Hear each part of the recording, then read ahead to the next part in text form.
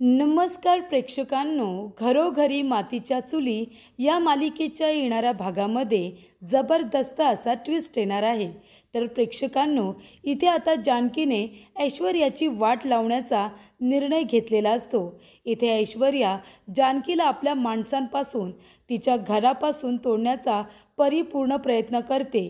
तिने तर आता जानकीला इथे ओपन चॅलेंज दिलेला आहे की जर तुला मला हरवायचं असेल ना, तर तू वाटेल ते कर.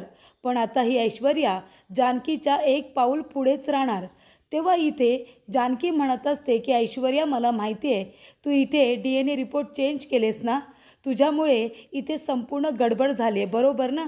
तूच केलं हे सगळं. तेव्हा ऐश्वर्या म्हणते, मी केले. अगदी बरोबर म्हणालीस तू. इथे DNA रिपोर्ट मीच बदललेत. पण कसं काय, केव्हा? तुझ्याकडे काही पुरावा आहे का? जर पुरावा असेल तर आण समोर. तेव्हा जानकीने ठरवलेलं असतं की आता काहीही झालं तरीसुद्धा ऐश्वर्याचं कारस्थान समोर आणायचंच. इथे आईंचा विश्वास मी गमावलं आहे असं त्यांना वाटतं ना, म्हणजे मी चुकीची आहे आणि त्यांना ऐश्वर्या बरोबर वाटते. पण इथे ऐश्वर्याचं कारस्थान जेव्हा मी आता आईंच्या समोर आणेन तेव्हा आईंचा विश्वास पुन्हा मी संपादन करेन, असं आता जानकीने ठरवलेलं असतं. आणि त्यासाठी ती गुलाबची सुद्धा मदत करते. तर प्रेक्षकांनो, येणाऱ्या भागामध्ये इथे जानकी आता कशा पद्धतीने इथे स्वतःला निर्दोष सिद्ध करते आणि त्याचबरोबर ऐश्वर्याची वाट लावते, आपण सविस्तरपणे बघणारच आहोत. तर प्रेक्षकांनो, इथे आता जानकी लॅबमध्ये जाते. तर इथे लॅबमध्ये जाऊन जानकीने CCTV फुटेज चेक करत आणि लॅबमधील रजिस्टर चेक केल्यानंतर इथे दोन्ही सॅम्पल लेडीजचे असल्याचं जानकीच्या निदर्शनास आलेलं असतं. तर इथे आता त्या लोकांना विचारून जानकी म्हणत असते की इथे आता DNA रिपोर्टचे टेस्टिंग करत असताना दोन्ही सॅम्पल हे लेडीजचेच आहेत किंवा इथे जेंट्स आणि लेडीजचे आहेत, हे तुम्ही कसे काय ओळखता? तर त्यांच्या DNA टेस्टमध्ये हे आता कळतं असं सांगण्यात आलेलं असतं. त्यामुळे इथे जानकीने आता परिपूर्ण माहिती गोळा केलेली असते आणि त्यामुळे बरीचशी माहिती आणि पुरावे जानकीने लॅबमधून गोळा केलेले असतात. त्याचबरोबर प्रेक्षकांनो, इथे आता जानकी जेव्हा आता बघत असते, ऐश्वर्यावरती बारीक नजर ठेवून असते, तेव्हा ऐश्वर्याने तिच्या काही गुंड लोकांना आता पैसे देताना जानकीने तिला रंगेहात पकडलेलं असतं. आणि हे तेच लोक असतात ज्या वेळेला इथे आता लॅबमधील सर, इथे डॉक्टर त्यांचे ब्लड सॅम्पल किंवा केस वगैरे हे DNA रिपोर्टसाठी सॅम्पल कलेक्शनसाठी आलेले असतात. आणि त्या सरांजवळ इथे ऐश्वर्याच्या गुंड लोकांनी वाद निर्माण केलेला असतो आणि तेव्हा सॅम्पल बदललेले असतात. आणि त्या सरांना ज्या लोकांनी त्रास दिलेला असतो त्यांना ऐश्वर्या जेव्हा आता पैसे देत असते तेव्हा जानकीने तिला रंगेहात पकडून तिचं कारस्थान उघड केलेलं असतं. तर प्रेक्षकांनो, येणाऱ्या भागामध्ये कशा पद्धतीने या गोष्टी आता पुढे घडत जाणार आहेत आपण सविस्तरपणे बघूया. तर प्रेक्षकांनो, आपण बघितलं इथे ऐश्वर्या फक्त सुमित्राची किती काळजी आहे हे दाखवत असते. पण जेव्हा सुमित्राला खरोखर भूक लागलेली असते तेव्हा तिच्यासाठी ती पेज करत नाही. तिच्यासाठी पेज केलेली असते जानकीने. आणि जानकी इथे प्रेक्षकांनो पेज वगैरे करते आणि इथे ती आता सारंगला म्हणत असते की भाऊजी, तुम्ही ही पेज नेऊन आता आईंना द्या. आईंना माझ्या हातचं काही खायचं प्यायचं नाही आहे, पण त्यांना भूक लागली आहे ना, मी त्यांना सांगणार नाही की ही पेज मी केली. तुम्हीही सांगू नका. तुम्ही बोला की ऐश्वर्याने केले, पण ही पेज तुम्ही आईंना नेऊन द्या. तेव्हा इथे आता लता सगळं बोलणं ऐकते. तेव्हा तिला जानकीचं कौतुक वाटतं. सारंग जेव्हा सुमित्राला पेज द्यायला येतो तेव्हा इथे तो म्हणत असतो की आई, अगं बघ, ऐश्वर्याने तुमच्यासाठी पेज केले. तेव्हा त्यातला आता एक घोट प्यायल्यानंतर इथे सुमित्रा ऐश्वर्याची हाताची चव आणि जानकीच्या हाताची चव ओळखते. जानकी गेली 10 वर्ष त्या घरामध्ये संसार करते, स्वयंपाक बनवते. त्यामुळे इथे आता सुमित्रा बाहेर येते आणि म्हणते, जानकी, तुझ्या हातची पेज मला प्यायची नाही आहे, सांगितलं होतं ना. आणि ती पेज तिला परत देऊन टाकते आणि म्हणते की पुन्हा असा आगाऊपणा करू नकोस. मला तुझ्या हातचं काहीसुद्धा खायचं प्यायचं नाही आहे. तुझ्या हातचं खाण्यापेक्षा मी विष पिऊन जीव देईन, असं सुमित्रा म्हणते. तेव्हा इथे ऐश्वर्याला खूप आनंद होतो आणि ऐश्वर्या म्हणते, बघितलंस ना जानकी, कसं हरवलं तुला. तेव्हा जानकी म्हणते, मला माहिती आहे, तूच हे सॅम्पल बदललेस ना, तूच काहीतरी कारस्थान केलेस. तेव्हा ऐश्वर्या म्हणते, हो मीच केले सगळं. पण सत्य हे तू समोर कसं आणणार आहेस? तुझ्याकडे काही पुरावे आहेत का? तेव्हा इथे जानकीने पुरावे गोळा करायला सुरुवात केलेली असते. तोपर्यंत इथे ऐश्वर्याने आता लताला वेगळा प्लॅन सांगितलेला असतो. ती म्हणते की आता एक काम करायचं, आता इथे तुम्ही पार्वती आहात हे सत्य सगळ्यांना आता खरं वाटतंय आणि त्याचबरोबर तुम्ही पार्वती आहात हे तर सिद्ध झालं आहे आणि इथे जानकी आणि त्याचबरोबर आईनासुद्धा एकमेकांपासून तोडलं आहे. आता तुम्हाला एक काम करायचं आहे, आता ऋषिकेश आणि जानकीमध्ये भांडण व्हायला हवं आहे, असं तुम्हाला काहीतरी करायचं आहे. तेव्हा लता तयार नसते, पण इथे ऐश्वर्याने लताला आता चांगलंच ब्लॅकमेल केलेलं असतं. ती म्हणते, आई तू माझी आई आहेस की त्या जानकीची? तेव्हा लता म्हणते, बाळा मी तुझी आई आहे ना? तेव्हा ऐश्वर्या म्हणते, मग आता इथे ऐश्वर्या आता सांगत असते, मी तुला एक प्लॅन समजावून सांगते. तुला जानकीमध्ये आणि ऋषिकेशमध्ये भांडण निर्माण करायचं आहे. जेव्हा जानकी घरातून बाहेर जाईल ना, तेव्हा तू घरामध्ये असं नाटक करायचं की ऋषिकेश इथे आता जानकीबरोबर भांडला पाहिजे. आणि प्रेक्षकांना तसंच होतं. जानकी जेव्हा बाहेर गेलेली असते तेव्हा इथे आता लताने खूप छान अशी ॲक्टिंग केलेली असते, रडायची ॲक्टिंग. ती म्हणत असते की ऋषिकेश बाळा अरे बघ ना, माझा हात किती भाजला. तेव्हा ऋषिकेश म्हणतो, काय झालं आई? अगं तू रडतेस का? तेव्हा इथे लता म्हणत असते, ऋषिकेश अरे बघ ना माझा हात किती भाजला. अरे मला भूक लागली होती ना, तेव्हा मी स्वयंपाक बनवत होते तर माझा हात भाजला. तेव्हा ऋषिकेश म्हणतो, पण तू का स्वयंपाक करत होतीस? जानकी कुठे आहे? तुला काय हवं होतं तर जानकीला बनवायला सांगायचं ना. तेव्हा लता म्हणत असते, अरे ती जानकी कुठे माझ्याकडे लक्ष देते. आता हे सिद्ध झालं आहे की मीच तुझी पार्वती आई आहे, तरीसुद्धा ती माझ्याकडे काही लक्ष देत नाही आहे. सुमित्रा तिच्यावरती रागवली आहे म्हणून ती आता अजिबात स्वयंपाक करत नाही. अरे ती तिच्या हातचं खाणार नाही आहे म्हणून काय झालं? मलासुद्धा द्यायचं नाही का बनवून? मी पण तिची सासूच आहे ना. पण इथे आता ऋषिकेशला ती म्हणत असते, तिने माझ्यासाठी काहीही बनवलेलं नाही आहे, साधा चहासुद्धा विचारलं नाही रे मला. मग आता मी तुझी आई आहे, तिची सासूसुद्धा आहे ना मी, मग माझी काळजी घ्यायला नको? पण मी बिचारी आता तिला काय बोलणार? तिला म्हणाले की सुनबाई अगं काहीतरी दे गं खायला. तर ती म्हणाली, तुम्हाला जर काय हवं असेल तर स्वतः बनवा आणि खा म्हणून मी माझ्यासाठी थोडा नाश्ता करत होते, पण माझा हात भाजला रे, आता एवढं जमत नाही ना बनवायला म्हणून. तेव्हा प्रेक्षकांना ऋषिकेशला राग येतो आणि तो जानकीला घरामध्ये बघतो तर ती बाहेर गेलेली असते. ती इथे डॉक्टरांना भेटायला गेलेली असते. ती म्हणत असते की डॉक्टर माफ करा, मी तुम्हाला असं अचानक भेटायला बोलावलं, पण मला तुम्हाला महत्त्वाची माहिती विचारायची आहे. महेश सर तुम्ही सांगा, जेव्हा तुम्ही आमच्या घरी सॅम्पल कलेक्ट करण्यासाठी आला होतात त्याच्यानंतर तुम्ही डिरेक्टली लॅबला गेलात की मध्ये कुठे थांबला होतात? असं काही घडलं होतं का मध्ये तुम्ही जाताना, जे खूप जास्त विचित्र होतं तुमच्यासाठी? तेव्हा डॉक्टर म्हणतात, अगदी बरोबर बोलात तुम्ही. ज्या वेळेला मी तुमच्याकडून सॅम्पल कलेक्ट करून जात होतो त्यावेळेला काही गुंड लोक आले, त्यांनी माझी गाडी विनाकारण अडवली आणि त्यानंतर माझ्यासमोर गोंधळ सुरू केला, खूप जास्त गोंधळ केला. त्यानंतर अचानकपणे तिथे ट्रॅफिक हवालदार आले, विनाकारण त्यांनी माझं लायसन्स वगैरे विचारलं, म्हणजे एक प्रकारे त्यांनी मला अडवलं होतं आणि ते मला त्रास देत होते. असं काहीसं घडलं होतं माझ्याबरोबर. तेव्हा जानकी म्हणते की सर तेव्हा जर कुणी सॅम्पल बदलले असतील तर असं होऊ शकतं ना. तेव्हा इथे आता जानकीची इथे आता तळमळ बघता डॉक्टर म्हणत असतात की नक्कीच, जर तुम्हाला विश्वास आहे की DNA मॅच होणार नव्हताच, पण जर इथे सॅम्पल बदलले असतील तर कदाचित असं होऊ शकतं, कारण माझ्या आजूबाजूला खूप माणसं उभी होती. तेव्हा इथे शक्यता नाकारता येऊ शकत नाही असं डॉक्टर म्हणतात. पण ते सिद्ध कसं करायचं? तेव्हा इथे प्रेक्षकांनो आता जानकीला एक गोष्ट करायची असते. ती म्हणत असते की डॉक्टर तुम्ही माझी मदत कराल का? उद्या मी लॅबमध्ये येईन, तुम्हीसुद्धा तिथे याल, मला काही प्रश्न विचारायचे आहेत. तेव्हा इथे डॉक्टर म्हणतात, ठीक आहे मी तुमची मदत करायला तयार आहे, मी उद्या लॅबमध्ये येतो. त्यानंतर जानकी घरी आलेली असते. तेव्हा ऋषिकेश विचारतो, जानकी कुठे गेली होतीस तू? तेव्हा जानकी म्हणते, ऋषिकेश माझं थोडं काम होतं म्हणून मी बाहेर गेले होते. ऋषिकेश म्हणतो, बाहेर जाताना तुला घरातल्या लोकांची काळजी नाही आहे का? अगं पार्वती आईचा हात भाजला कारण ती नाश्ता बनवत होती. तेव्हा इथे जानकी म्हणते, पण त्या का नाश्ता बनवत होत्या?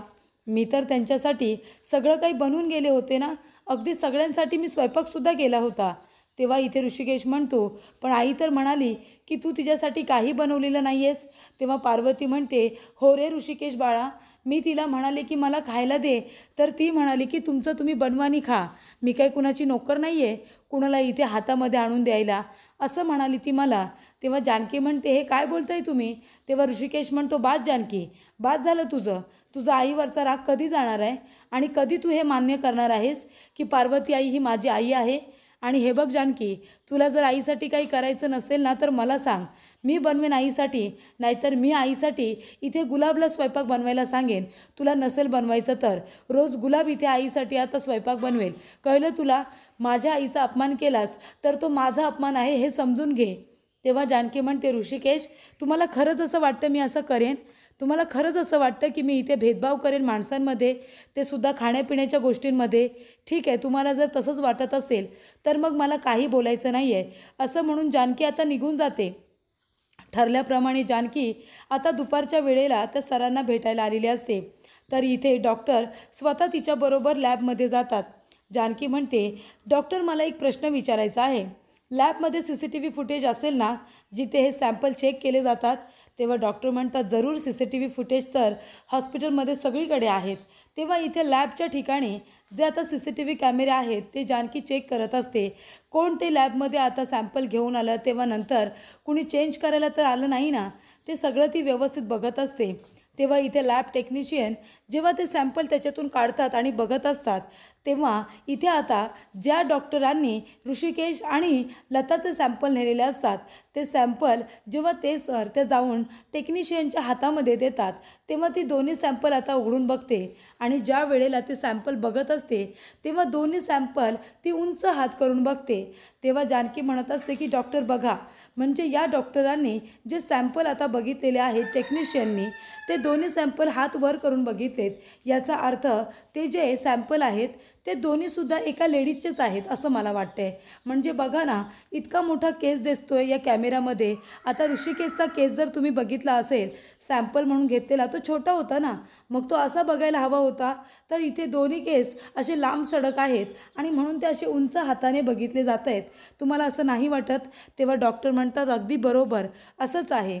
तेव्हा इथे आता जानकी म्हणत असते की डॉक्टर, जेव्हा इथे DNA टेस्टचे रिपोर्ट येतात त्याच्यामध्ये असं मेन्शन केलेलं असतं का की हे रिपोर्ट नेमके कुणाचे आहेत, म्हणजे मेलचे आहेत की फिमेलचे आहेत, असं रिपोर्टमध्ये तुम्ही मेन्शन करतच असाल ना?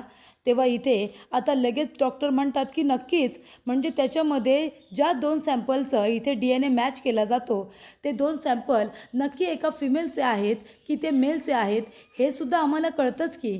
तेव्हा जानकी म्हणते मग रिपोर्टमध्ये तसं लिहिलं असेल ना की जो पार्वतीबरोबर DNA मॅच केलेला आहे तो एका मेलचा आहे की फिमेलचा आहे, हे सुद्धा रिपोर्टमध्ये असेल? तेव्हा डॉक्टर म्हणतात नक्कीच असेल. तेव्हा जानकी म्हणते मग प्लीज तुम्ही रिक्वेस्ट करा ना, इथे ऋषिकेश आणि पार्वती आईंचे जे काही DNA रिपोर्ट तयार केले होते त्याची एक कॉपी तुम्ही ह्या लॅबमधून घ्या ना. तेव्हा इथे डॉक्टर म्हणतात की ठीक आहे. त्यामुळे इथे आता रेकॉर्डला सुद्धा रजिस्टरमध्ये ज्या वेळेला सॅम्पलचं रेकॉर्डिंग केलं जातं तेव्हा तो केस जो सॅम्पलसाठी घेण्यात आला होता तो एका मेलचा आहे की फिमेलचा आहे हे सुद्धा लिहून ठेवलेलं असतं.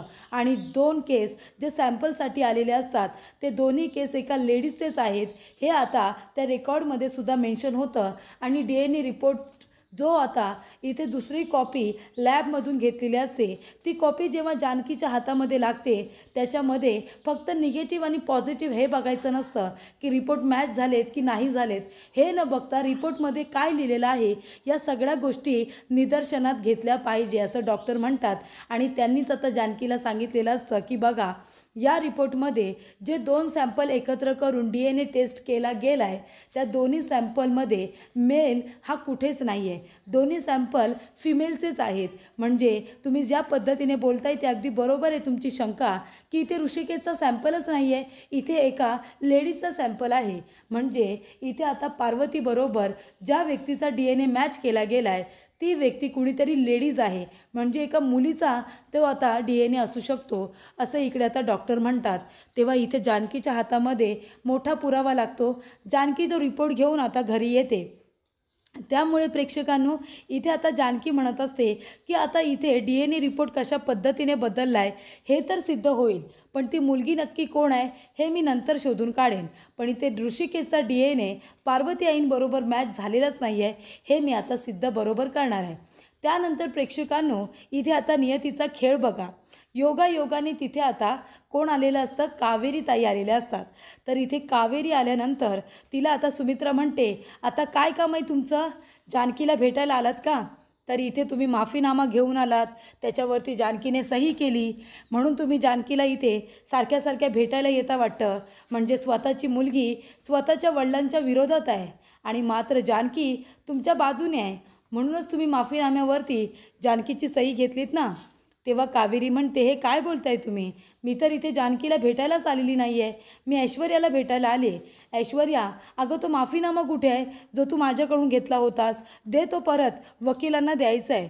तेव्हा इथे ऐश्वर्या आता घाबरते, लता तिच्याकडे बघतच बसते. तेव्हा इथे आता कावेरी म्हणत असते, अगं काय विचारते मी, माफीनामा कुठे आहे, तू म्हणाली होतीस ना की त्याच्यावरती कुणाची तरी सही घेते म्हणून, घेतलीस का? वकील मला विचारतायत, मी तुला फोन केला होता तर तू फोनसुद्धा उचलला नाहीस, म्हणून मला इथे यावं लागलं. तेव्हा सुमित्रा म्हणते, म्हणजे तो माफीनामा तुम्ही ऐश्वर्याला दिला होतात? तेव्हा इथे आता सुमित्राला कावेरी म्हणते, हो मी तो ऐश्वर्याला दिला होता, मी स्वतःहून दिला नव्हता, तिनेच माझ्याकडून तो मागून घेतला. ज्या वेळेला मी इथे आता आले होते जानकीला भेटायला, जानकीला म्हणाले की माफीनाम्यावरती तू तरी सही करतेस का? तेव्हा जानकी म्हणाली की नाही, माझ्या नानांना ज्या माणसाने किडनॅप केलं होतं त्यांच्यावरती प्राणघातक हल्ला केला, त्या माणसाला वाचवण्यासाठी मी माफीनाम्यावरती अजिबात सही करणार नाही. आणि मी परतसुद्धा गेले होते, कारण जानकीचं म्हणणं मला पटलं होतं. जानकीचं या घरावरती आणि तुमच्या दोघांवरती किती प्रेम आहे मला माहिती नाही का? तेव्हा मी तिला फोर्स नाही केलं की तू या माफीनाम्यावरती सही कर म्हणून. आणि मी जाताना ऐश्वर्याने मला थांबवलं आणि तिने माझ्या हातातून तो माफीनामा घेतला. तेव्हा इथे जानकी म्हणते, कावेरी काकू अगदी योग्य वेळेवरती आलायत तुम्ही, खरंच सांगते. कारण कसं आहे ना, या घरामध्ये आता सगळेजण माझ्यावरती अविश्वास ठेवायला लागलेत. सगळ्यांना असं वाटतंय की माफीनाम्यावरती मीच सही केली. सही आता केली दुसरी कुणीतरी. अहो माझी सही काय, साधी आणि सोपी मराठीमध्ये आहे ना, ती कुणीतरी केलीही असेल. बऱ्याच जणांना इथे खोट्या सह्या करायची सवय आहे ना, तेव्हा माझ्या नावाची सही करून माफीनाम्यावरती मीच सही केले असं आईनं सांगण्यात आले, म्हणून त्या तुम्हाला सारख्या सारख्या विचारतायत. तेव्हा कावेरी म्हणते, नाही नाही असं करू नका तुम्ही सुमित्राताई, अहो जानकीवरती अविश्वास दाखवू नका. त्या बिचारीने तर सही करायला स्पष्टपणे नकारच दिला आणि त्यानंतर ऐश्वर्याने तो माफीनामा घेतलाय. ए ऐश्वर्या, दे तो माफीनामा, कुठे आहे ते? तेव्हा इथे जानकी म्हणत असते, हा घ्या माफीनामा, हा माझ्याकडे होता. कारण का, तरी त्या आईने तो मला दिला होता आणून, पण त्याच्यावरती माझी सही आहे, पण ती मी केलेली नाही. आणि हे मी कुठल्याही जर एक्सपर्टला बोलवलं ना तर आत्ताच्या आत्ता ते सिद्ध होईल. सारंग भाऊजी, बोलू का एक्सपर्टला, म्हणजे इथे आत्ताच्या आता सगळ्या गोष्टी समोर येतील. तेव्हा सारंग घाबरतो. त्यानंतर इथे आता जानकी म्हणते, कावेरी काकू ही सही माझी नाही आहे, त्याच्यामुळे ती व्हॅलिड धरलीच जाणार नाही. एक काम करा, हा माफीनामा फाडून टाका, कारण त्याचा काही उपयोग होणार नाही आहे. मला जर विचारलं की तू सही केली आहेस का, तर मी हेच सांगेन की मी सही केलेली नाही आहे, ती सही माझी नाही. त्यानंतर कावेरी तिथून आता तो माफीनामा फाडून घेऊन जाते. ती म्हणते, मग याची काही गरज नाही आहे. तेव्हा सुमित्राच्या इथे आता एक गोष्ट लक्षात आलेली असते की माफीनाम्यावरती जानकीने सही केलेली नाही आहे. तेव्हा इथे लताला जानकीचा आता खूप वाईट वाटत असतं. जानकी जेव्हा स्वतःला इथे निर्दोष सिद्ध करत असते आणि रडत असते, तेव्हा लताला तिच्याकडे बघून वाईट वाटतं. त्यानंतर प्रेक्षकांनो इथे आता ऋषिकेशने जानकीला सांगितलेलं असतं की घरातून कुठेही बाहेर जायचं नाही. इथे घरामध्ये आई आजारी आहे, पार्वती आईच्या हाताला भाजले, तू घरामध्येच थांबायचं. तेव्हा इथे जानकी जाते आणि आता गुलाबदादाला म्हणत असते की तो नाका आहे ना, नाका, तिथे एका डॉक्टरांचं आहे ना छोटंसं ॲक्सिडेंट झालं होतं, तेव्हा नेमकं काय घडलं होतं ना हे मला बघायचं आहे. तुम्ही त्या नाक्यावरचं CCTV फुटेज मिळवाल का गुलाबदादा, प्लीज, मी तुम्हाला विनंती करते. तेव्हा गुलाबदादा म्हणतात, अहो जानकी वहिनी कशाला काळजी करताय, मी आत्ता जातो आणि येत्या 8 दिवसांमधलं जे काही CCTV फुटेज आहे ना ते घेऊन येतो. तेव्हा जानकी म्हणते, ठीक आहे, आणि ते माझ्याकडेच आणून द्या गुलाबदादा. तेव्हा इथे प्रेक्षकांनो आता गुलाब त्या एरियातलं CCTV फुटेज आणायला गेलेला असतो. तिला बघायचं असतं की इथे आता त्या डॉक्टरांची गाडी अडवून कुठल्या लोकांनी सॅम्पल बदललेत. आणि तेवढ्यातच प्रेक्षकांनो इथे आता गुलाब गेल्यानंतर जानकी घरात येत असताना तिचं लक्ष जातं, तर इथे जानकी आता बघते तर काय, ऐश्वर्या गेटजवळ गेलेली असते आणि गेटजवळ जाऊन ती आपल्या त्या गुंड माणसांना कामाचे पैसे देत असते. आणि तेव्हा जानकी तिला रंगे हात पकडते आणि म्हणते की हेच ते लोक आहेत ना ज्यांना DNA रिपोर्ट बदलायला सांगितलेस, सॅम्पल बदलायला सांगितलेस, बरोबर की नाही? पण काही हरकत नाही, लवकरच सत्य काय आहे ना ते समोर येईल. तेव्हा प्रेक्षकांनो गुलाबदादा जातात आणि 8 दिवसांमध्ये काय काय घडलं आहे याचं CCTV फुटेज ते मिळवतात आणि जानकीला पेनड्राईव्हमध्ये आणून देतात. आणि प्रेक्षकांनो इथे आता पेनड्राईव्ह लॅपटॉपला लावून जेव्हा जानकी बघत असते तेव्हा कशा पद्धतीने इथे डॉक्टरांची गाडी अडवण्यात आली होती आणि इथे आता ते सॅम्पल बदलले होते हे जानकीने शोधून काढलेलं असतं. तर प्रेक्षकांनो अशा रीतीने इथे आता खरा DNA रिपोर्ट त्याच्यामध्ये दोन्ही सॅम्पल लेडीजचे आहेत हा पुरावा आता जानकीला मिळालेला असतो. आणि त्याचबरोबर डॉक्टरांना अडवून सॅम्पल बदलण्यात आले होते हे सुद्धा जानकी आता शोधून काढते. तेव्हा जानकी हॉलमध्ये सगळ्यांना जमा करते आणि त्यानंतरला ते CCTV फुटेज जे तिने लॅपटॉपवरती बघितलेलं असतं ते आता ती सगळ्यांना दाखवते आणि म्हणते हे गुंड लोक आहेत ना, यांना आता ऐश्वर्याने पैसे देताना मी स्वतः बघितलं. हे तेच लोक आहेत ज्यांनी डॉक्टरांना अडवून हे बघा गाडीचा दरवाजा उघडून सॅम्पल बदललेले आहेत, त्या ठिकाणी वेगळे सॅम्पल ठेवण्यात आले आहेत. आणि इथे आता जानकी म्हणते आई तुम्हाला ऐश्वर्या चांगली वाटते ना, बघा ऐश्वर्याने या गुंड लोकांना पैसे दिलेत आणि त्यांचा मी फोटो काढून ठेवला आहे, तुम्हाला पुरावा लागतो ना म्हणून. त्यानंतर इथे जानकी म्हणते ऋषिकेश तुम्ही फक्त DNA रिपोर्ट मॅच झाला आहे पॉझिटिव्ह निगेटिव्ह एवढंच बघितलं, पण तुम्ही आतमध्ये आता जे काही लिहिलं आहे ते कुठे वाचलं आहे? तुम्ही जर हा रिपोर्ट व्यवस्थित वाचाल ना तर त्याच्यामध्ये जे 2 DNA मॅच झालेत ते दोन्ही लेडीजचे सॅम्पल आहेत. तुम्ही बघताय का दोन्हीकडे फिमेलच लिहिलेला आहे. अहो इथे मेलचं सॅम्पलच नाही आहे, मग तो तुमचा DNA कसा काय असू शकतो असं आता जानकीने सांगितलेलं असतं. हवं तर तुम्ही एखाद्या एक्सपर्टला विचारा की जे DNA मॅच झालेत ते लेडीजचेच आहेत, तुमचा कुठेही DNA नाही आहे असं जानकीने सांगत पार्वती ही तुमची खरी आई नाही आहे हे तिने सिद्ध केलेलं असतं.